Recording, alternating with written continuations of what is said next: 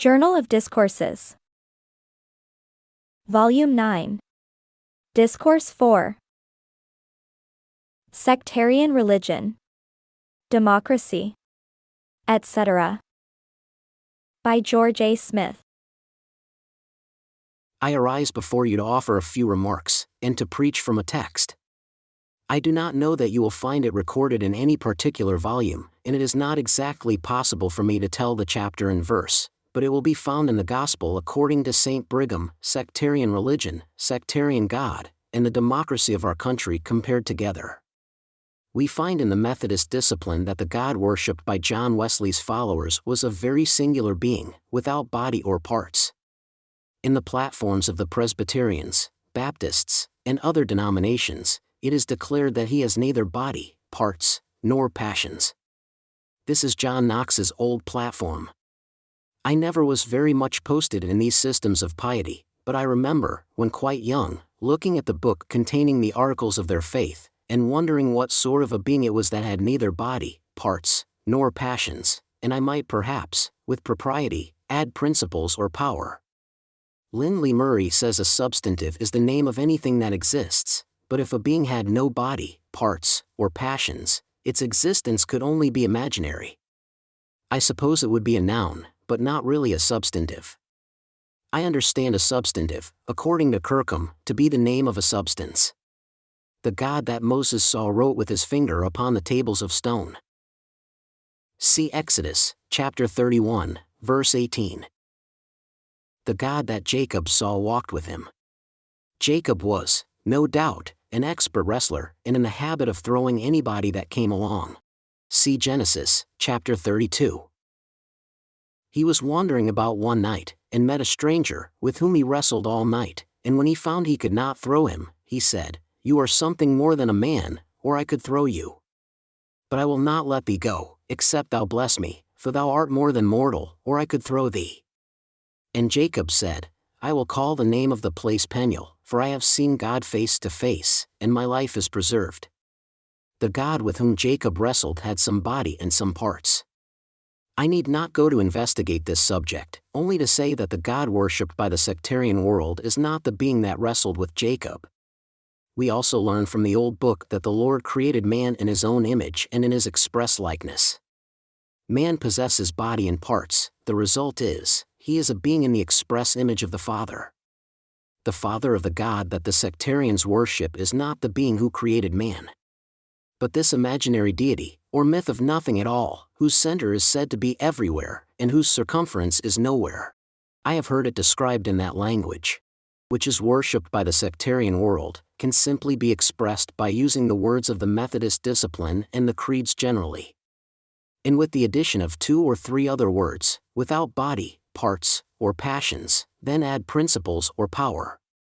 What is the result of worshipping such a being? It is a most indescribable religious confusion, a confusion that our language is inadequate to express. One of the old prophets says, "Woe to the multitude of many people that make a noise." I once went to a Methodist camp meeting, and heard some thousands of men and women praying, shouting, screeching all at once. At that time I looked round, and thought of the words of the prophet, "Woe to the multitude of many people that make a noise like the noise of a sea." It was like a perfect bedlam of confusion. About midnight I got tired of the noise, and thought I would go away. I had tied my horse about a quarter of a mile from the camp. When I went to get him, he had broke the girth of the saddle, drawn the halter so tightly that I had to cut it and to lead him some distance before I could quiet him so as to ride him. This will give you an idea of the confusion that can be created by 1,000 voices in the extreme of enthusiasm and confusion of a Methodist camp meeting. The different sects differ about almost everything that pertains to their religion. Harper's Magazine tells the following story. A Mormon elder from Salt Lake, by the name of Randall, not many years ago, while on a visit to his friends in the state of Ohio, was requested to attend a Campbellite meeting, a society to which his relatives belonged. He went, and listened to an eloquent discourse. The preacher was more charitable than many of the clergy of other denominations, and, in the course of his remarks, said that each denomination or branch of the church formed a link in the chain with which Satan will be bound, and thus usher in the reign of peace. After the sermon was ended, many of the brethren expressed their approbation of the discourse, and bore testimony to the truth of what the preacher had said. Finally, the friends of the Mormon elder requested him to speak. He hesitated. But, after much solicitation, he arose and said, "I believe what your preacher has said in regard to the different denominations, that they each form a link in the chain with which Satan will be bound, and when bound, both Satan and chain will be cast into the lake that burneth with fire and brimstone, according to the testimony of John the Revelator," and sat down. He was not called on again. But now for the second part of my text, the democracy of our country. I was reading the remarks of a gentleman who was insisting that the young men of our country should learn to spout, that is, to make a speech on politics, and be prepared to take the stump. A gentleman commenting on it says gold will ruin the country and destroy the Union. The people being the government, having no recognized head, and having to express itself through the belly, if you please, it takes a long time, and by the time the sentiment comes to the head, it is so confused and divided that the fact is, it would have you to suppose that the greater portion of the brains were in the boots. Read the proceedings of Congress for the last year, and you will see one constant stew. Every man that could get the opportunity would get up and pronounce a solemn speech, or have it printed at the public expense, at any rate, to send home to his constituents, to let them know that he did or must say something to prevent the dissolution of the Union, without ever reflecting upon or seeing the real cause of the difficulty. It is a species of maddening fury that rolls along like the waves of the sea, a kind of universal confusion.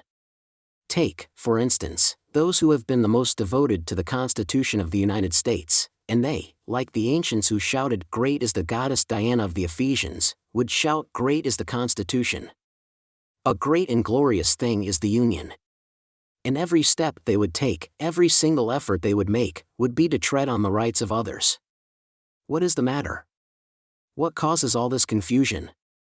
Why, those men who are placed in authority, from the president down, looked silently on, and saw the laws trampled underfoot, the Constitution violated, the rights of the innocent trifled with, the blood of innocents poured upon the ground like water, and the little insignificant body of people, the damned Mormons, as they pleased to call them, driven from their homes into the wilderness, and so peace was taken from their midst.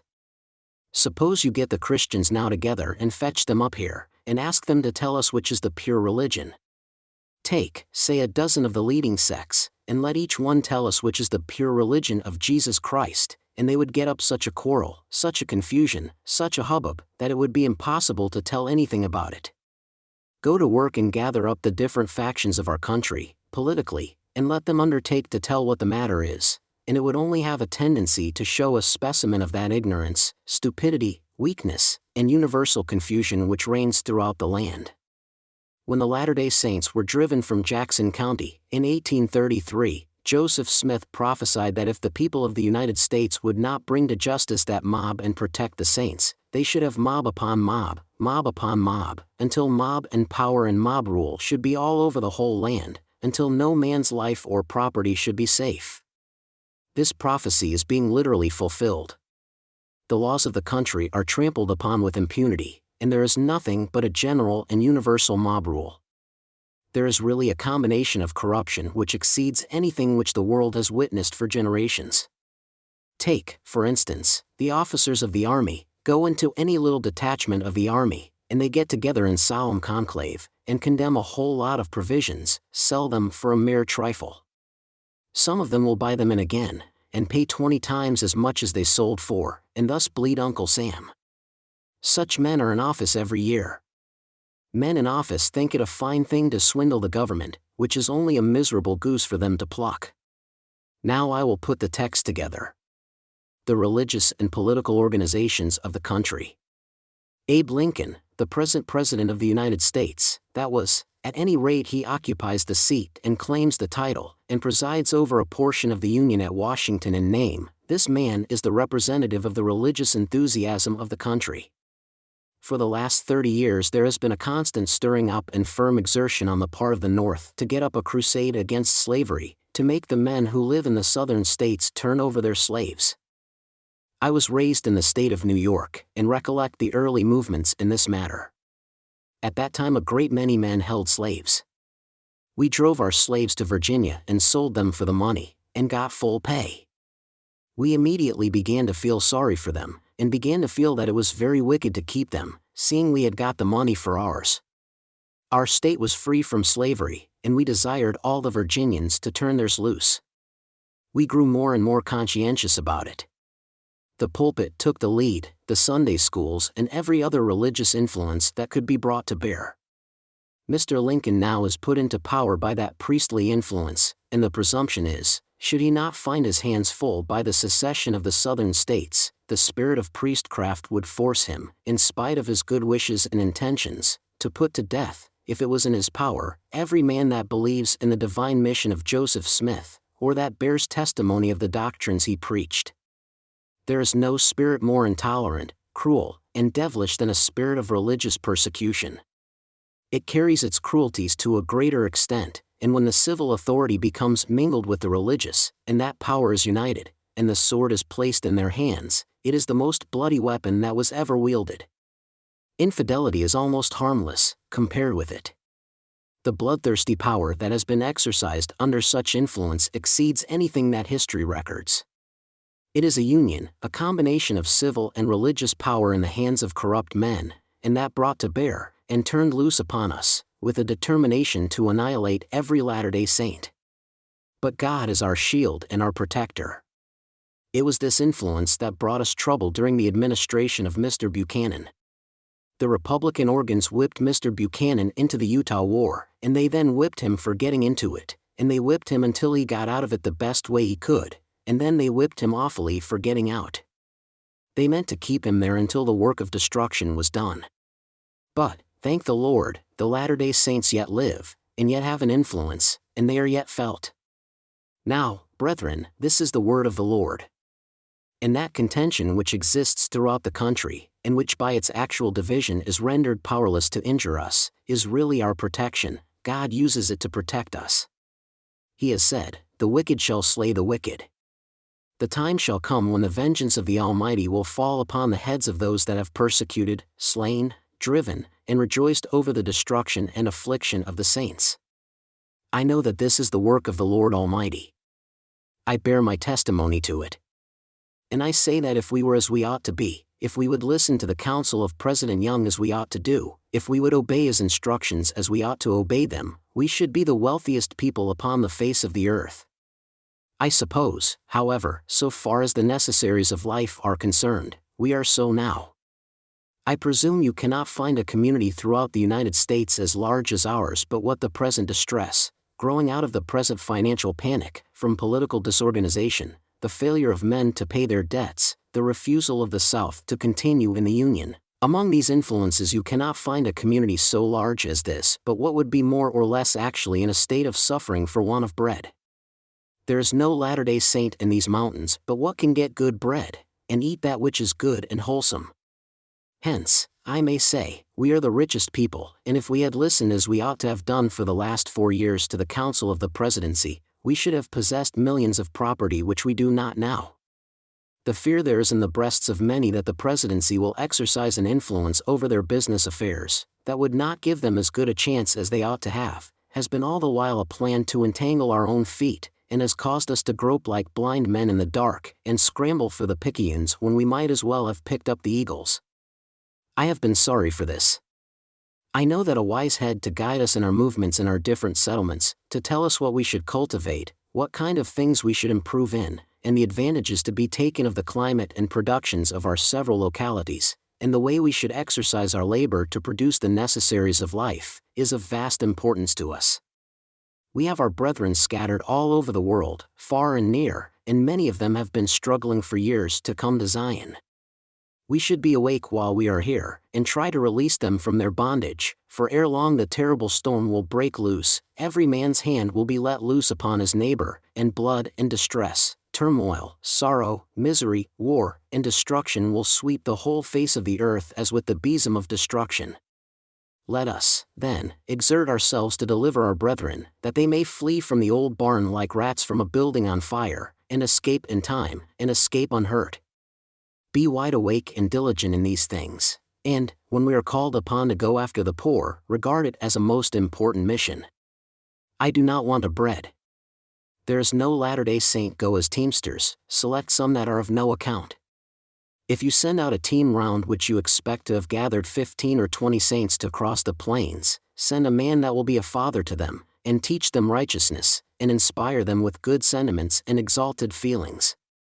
And you that go on such missions, remember you are sent to bring home the sheaves, therefore take care of them, strengthen and encourage them in regard to the things they should do and understand, stir up in their hearts a spirit of obedience, and they will come and hear with the light of the Spirit of the Lord burning brightly within them, that their passage over the plains may be a school to them of principle and doctrine and truth, that they may inherit all the blessings that are in store for them, blessings that will endure forever. I believe I have got entirely from my text. Excuse me, and may the Lord bless you. Amen.